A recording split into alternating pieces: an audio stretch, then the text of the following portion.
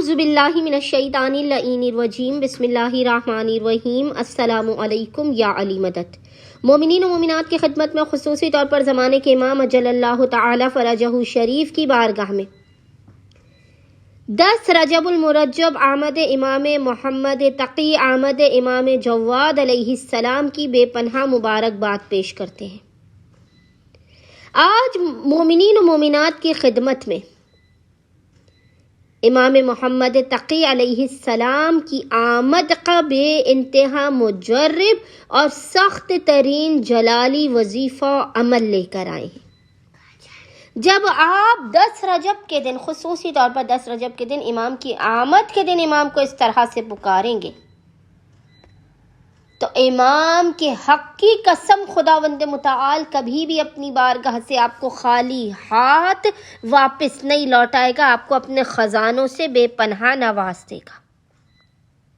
مومنین و مومنات نے دنیا و آخرت کی کتنی بھی بڑی حاجت آپ کے پاس کیوں نہ ہو، گھر کے لیے، اولاد کے لیے، شادی کے لیے، کاروبار کے لیے، رزق و روزی میں برکت کے لیے، علماء اور عرفاء بیان کرتے ہیں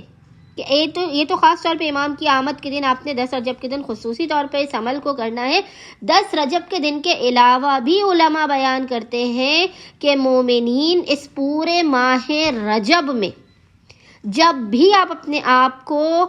دیکھیں کہ آپ پریشان حال ہیں، مصیبت زدہ ہیں، آپ کی حاجتیں آپ کو نہیں عطا ہو رہی ہیں، تو پورے ماہ رجب میں آپ خصوصی طور پر اس عمل و وظیفے کو کر سکتے ہو۔ ماہ رجب کے علاوہ بھی، ماہ رجب کے مہینے کے علاوہ بھی کسی بھی دن اور کسی بھی وقت جب آپ اس وظیفے کو کریں گے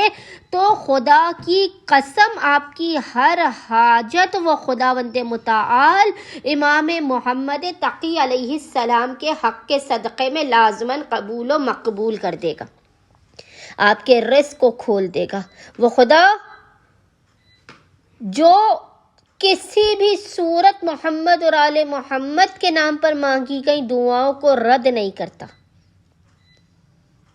وہ امام محمد تقی علیہ السلام کے حق کے صدقے میں اس عمل کو کرنے والے کو مقام سے بلند ہونے سے پہلے بامراد کر دے گا، آپ کی خالی جھولیوں کو بھر دے گا۔ بس مومنین و مومنات نے خصوصی طور پر 10 رجب کے پورے دن میں نصف شب تک جب بھی آپ کو فرصت کے لمحات ملے، آپ نے باوضو ہونا ہے، قبلہ رخ بیٹھ کر محمد اور آل محمد پر ایک ایک تسبیح درود کے درمیان میں آپ نے 100 ٹائمز 100 مرتبہ ایک تسبیح پڑھنی ہے، یا جواد الائمہ ادرکنی،